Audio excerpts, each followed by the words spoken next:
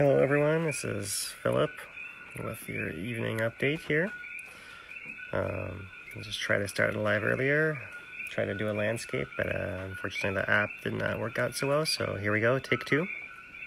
So thank you guys for bearing with me with my connection issue here, and I wanted to give you guys a little update about what's happening with the volcano in the last few days, which is basically not a whole lot. There has been lava still flowing into the ocean along the Ahalanui warm pond area as the lava drains out from that whole coastal flow, thick coastal flow. So there is still entry lava going into the ocean, not super vigorously, but definitely in still some volume. Like I mentioned, I believe it was yesterday morning, he saw at least 5 distinct entry points. So we're still working with that as far as we know. However, the last report we have from the USGS is that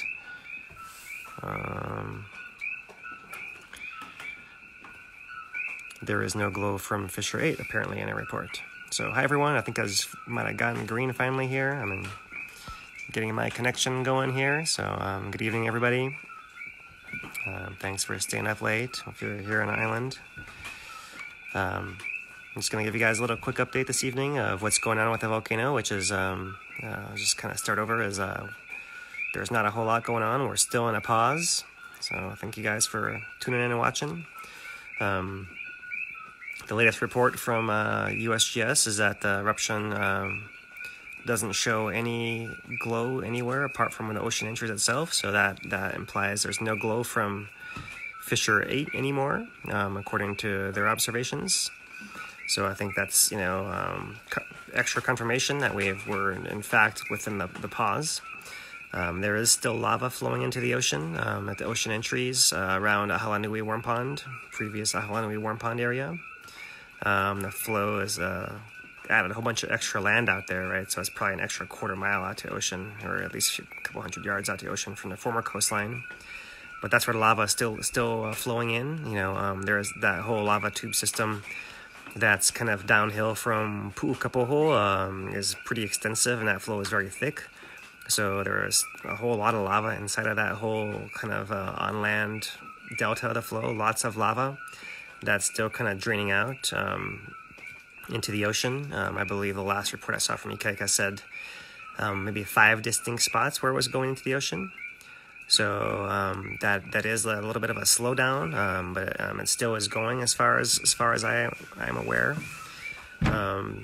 Like I tried to mention maybe about a week ago or so, that the Kapoho ocean entries went on for about 2 weeks after that particular branch of the flow seemed to have been cut off.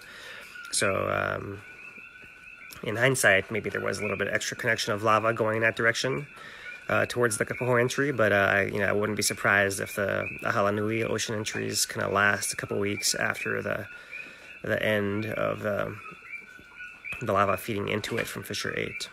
So even though we've seen the amount of lava from Fissure 8 kind of decreasing for a while, it may have actually been feeding into that channel a slight amount still, in those last couple of days. And so all the lava that's draining through that system, was probably not getting as far as hours ticked on. And, by now I believe it's mostly the lava that's kind of downhill of the Pu'ukapoho area that's probably draining out into the ocean. So, yeah, that's the status. Just to kind of restate what we saw from the USGS report today is that they say that there was no glow anywhere on the flow field except for the ocean entry. So from that, I'm implying that they're talking about Fissure 8 not actually glowing anymore. So, so that's huge. There was a few days ago a thermal release of the flow field. Turn the camera around and show you guys here. This is back from August 15th already, so it's been several days. But at that point, even then, I saw the smallest pinprick of a lava pond. Oh, where's my pointer? Right there in the middle of Fissure 8, right?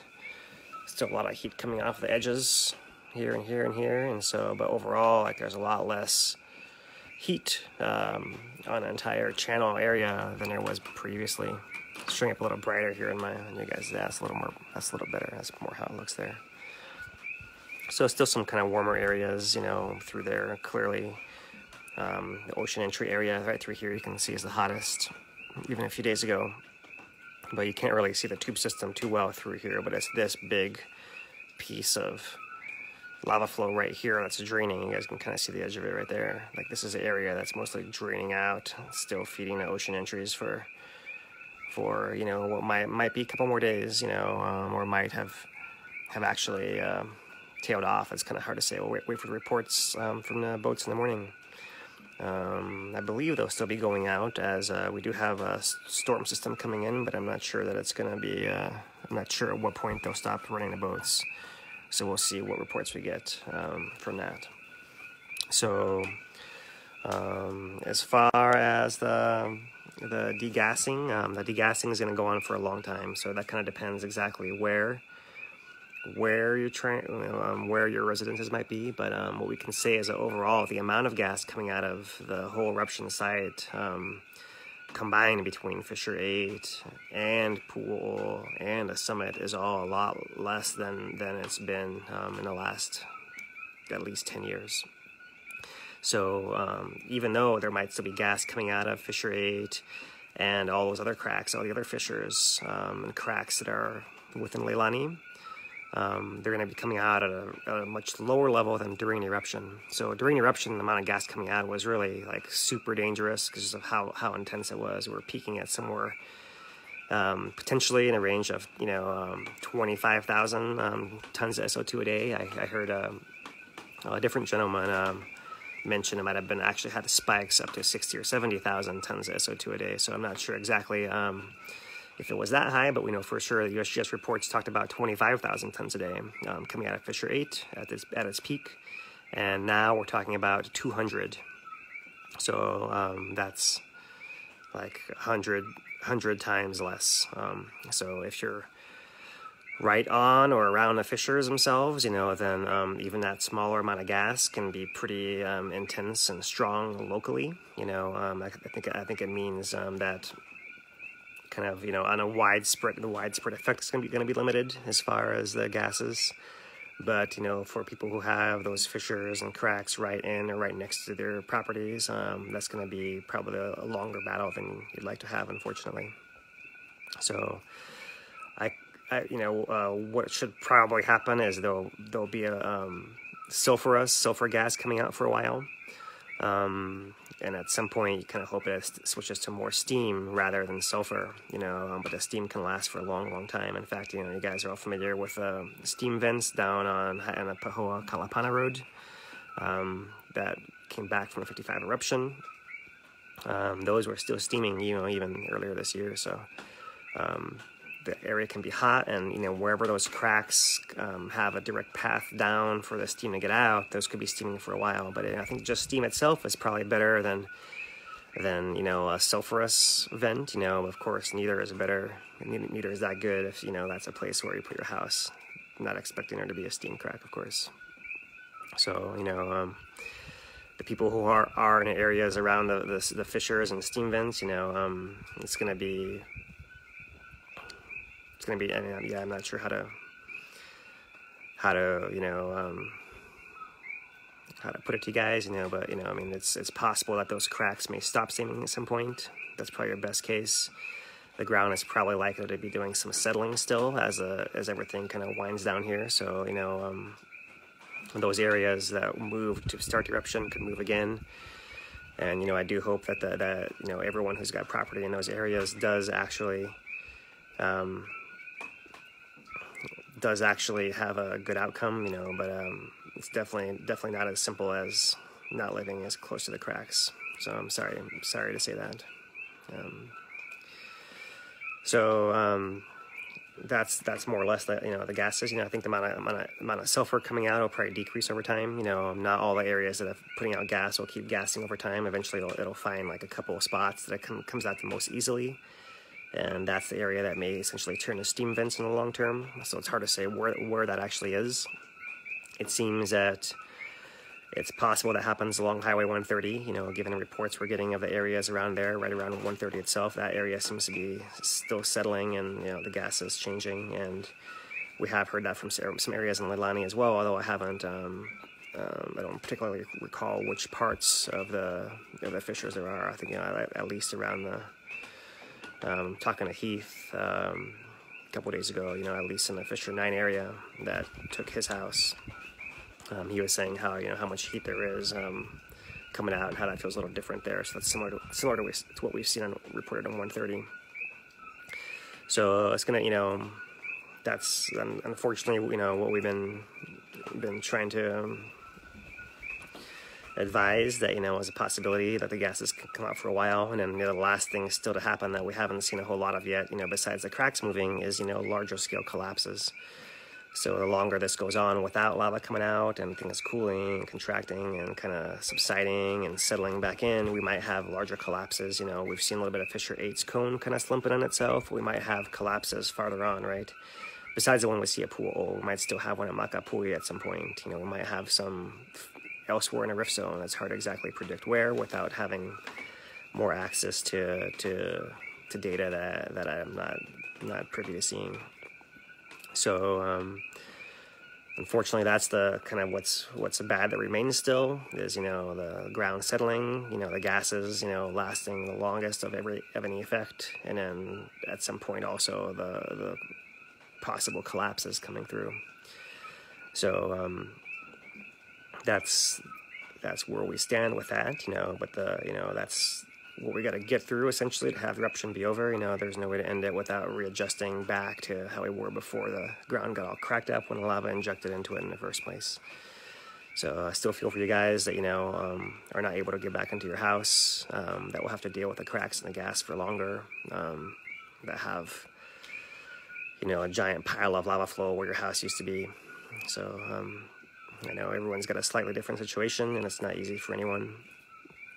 But those are the environmental factors that I think are still at play here, that you guys can kind of use to set your expectations, you know, to try to make your decisions. And, you know, I know it doesn't get any easier yet, especially when we consider the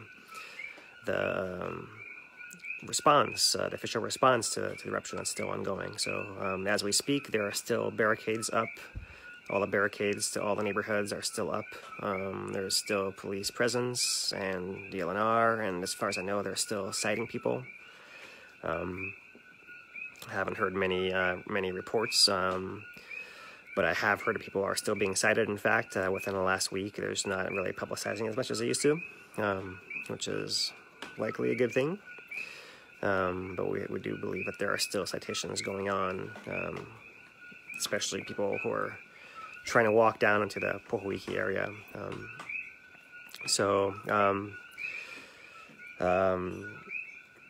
There are rumors going around that that there's a timeline after the drop of the alert level that USGS put out, that there is some kind of countdown going on in civil defense. But if there is, then we're not sure what it is and what's going on there. So I do still expect that drop in the eruption alert from the warning to a watch, you know, did set off like a domino effect, and I just think that there's a time limit a time period associated with that as well. So it's not like an instant, oh, as soon as they drop the warning level, they're going to take down the barricades. There's like some amount of time they're willing to wait, and I'm not really sure what that is, how long that's going to be.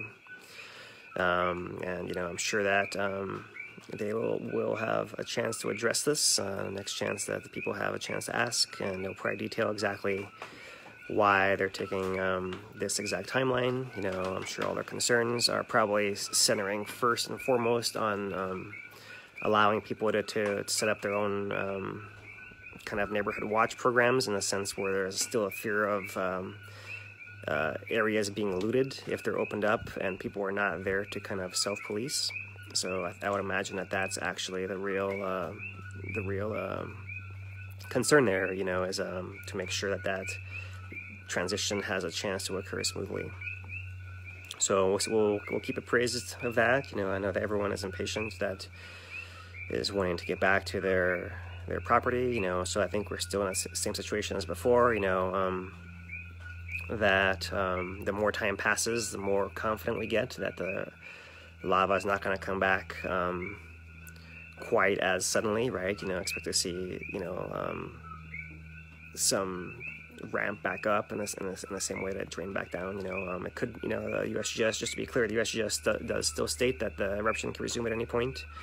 They expect that there will be signals associated with it, but they don't guarantee that. So they reserve the right to be surprised, I suppose, is another way to think of it, even though they expect there to be signals. But, you know, for those of us that have been kind of following, you know, with you guys along this entire time, you know, it does seem like all the signs, we don't see a single indication that there is any buildup towards eruption again imminently. So that certainly could happen, you know, but what I'm still looking for is that there,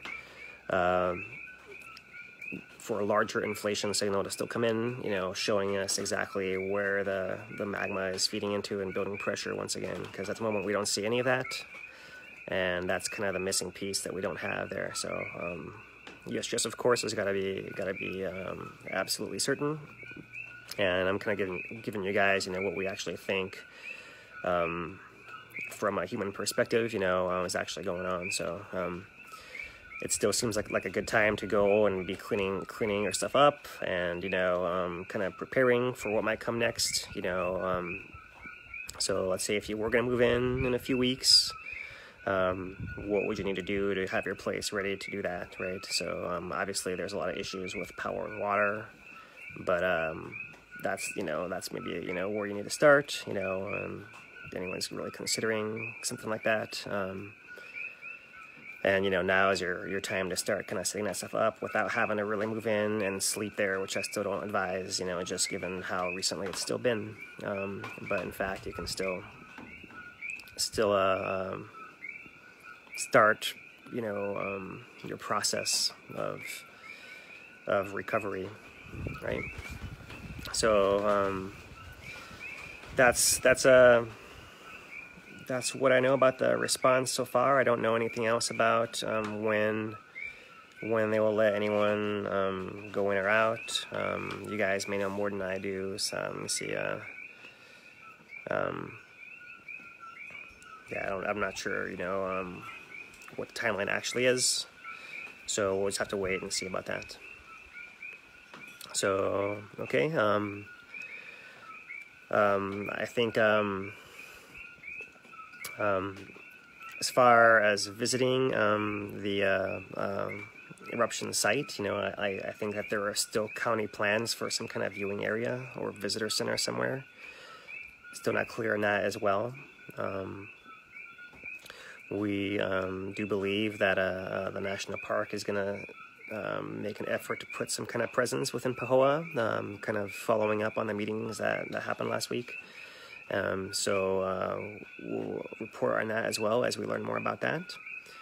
But as far as the volcano goes, there's not really a whole lot going on there that there is to show you guys. I can show you guys, you know, the most recent what the web page looks like here for the tilt data. But what you will see is that there is some data missing. So let's flip the camera around here and show you guys this. All right, so we have here our tilt plot, and you guys can see we got a big blank missing spot over here. So over here, and you guys can see over, this is a Pu'o plot. There's a really funny looking signal. This is likely like a lightning strike. Lightning probably hit the ground somewhere nearby, and this station seems to have kept sending data, even though there might have been some effects around there. I'm not quite sure what's going on. You know, the scale is really not big still here, so, you know, it seems like at some point previous to that, probably during that same storm, there was some kind of disruption of the data stream at the summit. So we'll kind of look at our combined plot here. We'll see that we have like a big missing piece over here, right? So just looking at the Pu'o, the way the Pu'o plot has gone, we've kind of had these, well, so we can kind of, it's hard to see what exactly happened with the summit, but we'll have to wait and see when it kind of resumes. USGS does inform that there were a whole bunch of different stations and GPS stations that kind of went offline with this storm that came through yesterday. So that's kind of the other thing to talk about is the weather we've been having here. But yesterday we had a storm cell come through with the remains of a former tropical depression, and there was a huge amount of thunder and lightning that came through the area, and apparently knocked out a whole bunch of these instruments that USGS relies on. So they do state in a report that they have redundancies and they have the data still being stored. However, it is not making it to the website right now.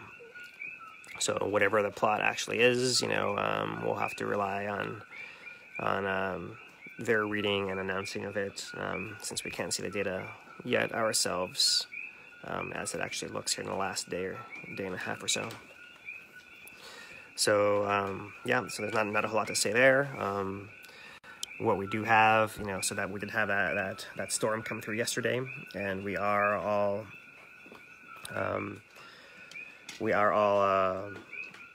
keeping track of the next storm coming, which is Hurricane Lane. Hurricane Lane is to our southeast here of the Big Island, and is currently forecast to move south of us initially, and there seem to be more and more weather models that predict the hurricane may turn north towards the islands within a few days there. So that could be hugely impactful for us, regardless of whether that actually hits the island. There will be big surf for sure, and that big surf is going to probably have a similar effect on the sand down on a coast as our previous hurricane Hector did. It's likely to move a whole bunch of sand around, and then that sand can kind of have a chance to be pushed onto the shore over the coming days after that kind of initial surge comes through and moves the bulk of the sand around. So we'll see those kind of changes. We might have a chance of big waves and more coastal erosion kind of settling. We haven't had any reports of explosions down there during big waves, but that remains possible. And so that's the kind of the ocean hazard of the island. But really, those of us that live here are more worried about the wind.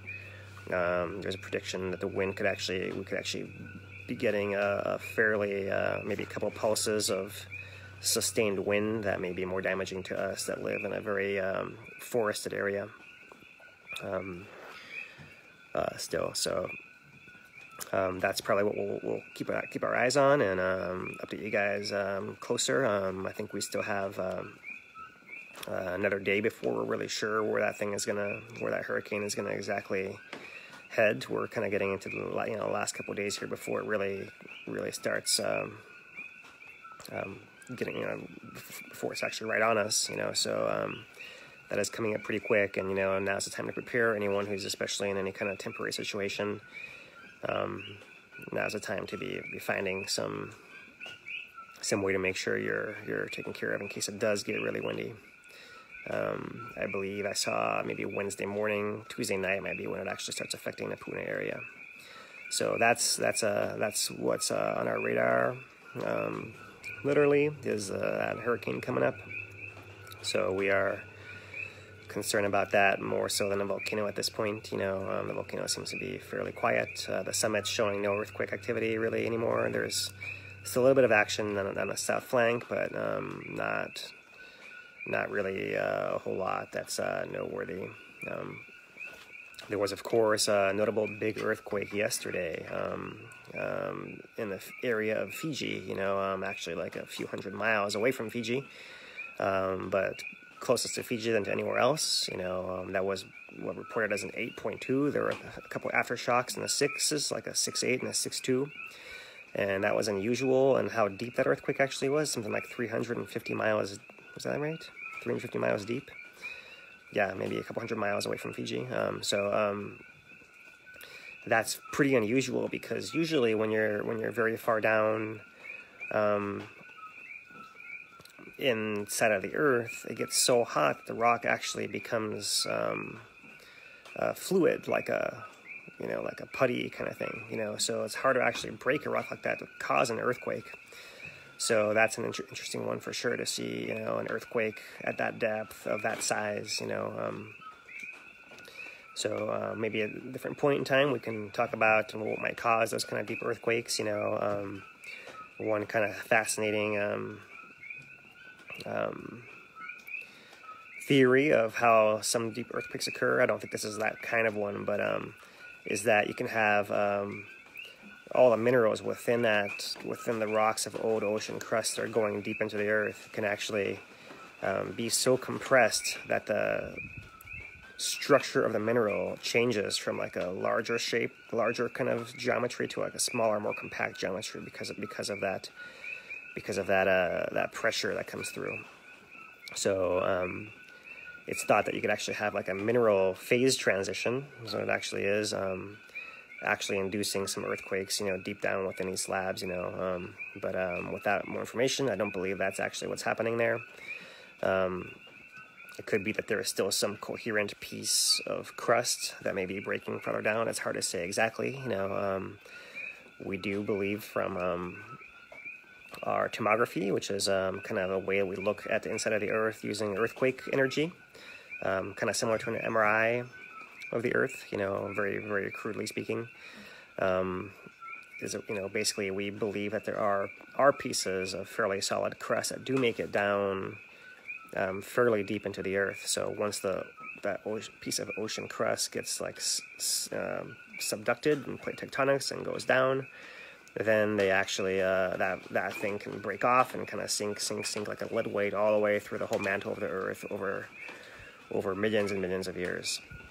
So that's the other possibility. In either case, the fact that the earthquake was so deep means that it was far away from people, and that means that it had a chance to kind of dissipate before it got to the surface of the earth, which means that the actual damage was not as much.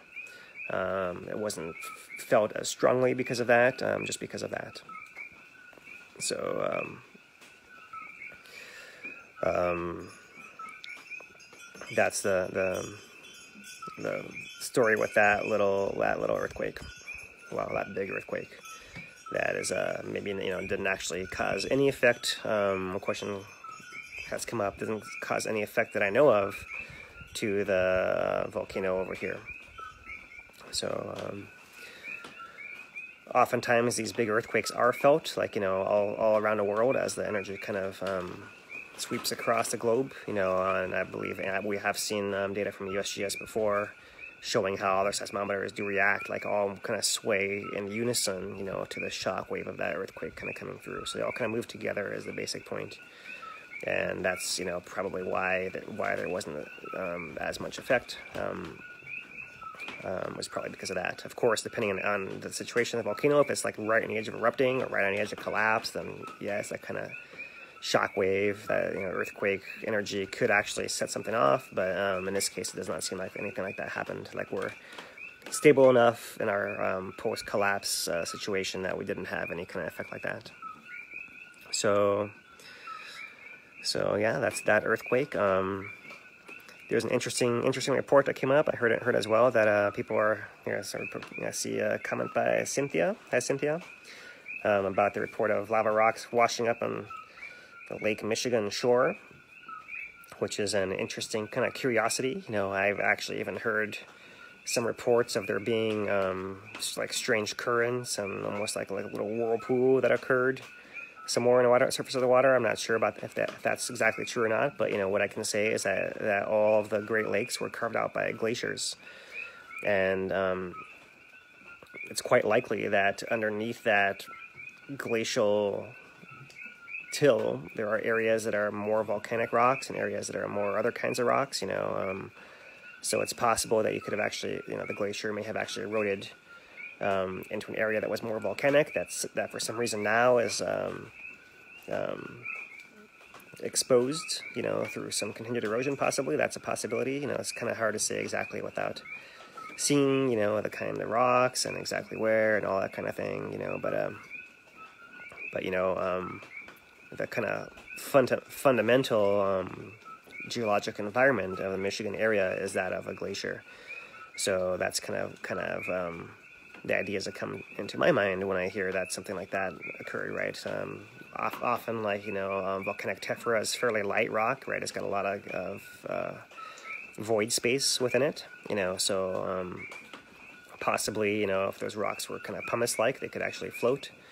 So if somehow you have something like that was buried within that pile of till, and then suddenly you create a pathway where it can kind of is able to float up and wash up on shore, then something, that seems kind of feasible. Definitely very rare, and a curiosity for sure. But that's the kind of environment that I consider when we talk about Michigan, and especially within the lakes.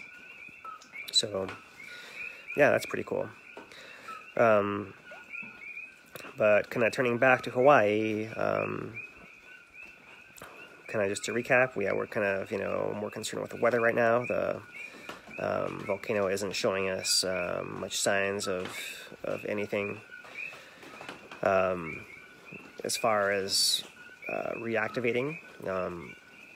It's probably worth talking a little bit long term, kind of what the outlook actually is, because the volcano is going to erupt again. That's what all it does.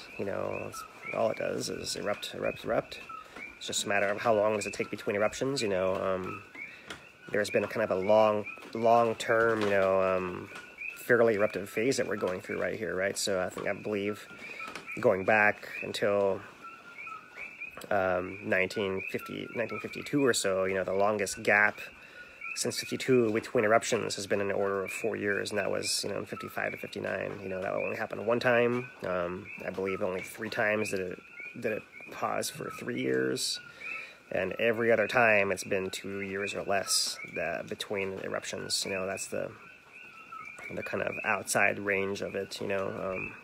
How long it could take before something else happens. In my mind, it's about a 2-year kind of most likely time.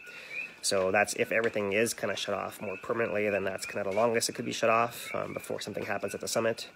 So that's like anything within that range is totally possible, right? So that's where the USGS comes saying, well, if it happens in a few months, then we're just going to say it was a longer pause, quite possibly, and continuation of what's happening now with just some kind of interruption. And volcano does take usually a couple weeks for anything to adjust. I think I said a couple months ago that once things kind of began to shut off, it would probably take them a couple weeks to actually turn off all the way. And I think we've probably seen that. Seen how it kind of takes a while for it to, a couple weeks for it to, once it was actually stop being fed in, to stop bubbling out and kind of recede out of sight. It took a couple weeks. So, if we see a signal of inflation like at the summit first, it might be a couple of weeks before it starts manifesting farther down. If there's blockages, it could be quicker if we have a big open pipeline, and that's kind of what we're looking at the tilt so closely to find out, is whether, that's an open pipeline or not. That's still to be determined. And of course, that could be changing over time. The more time that goes by without that thing refilling with lava, the more possible it is that it closes up on itself and is not as easy to reopen after some time. So yeah. Let me see if there is anything here in the report that I can add for you guys.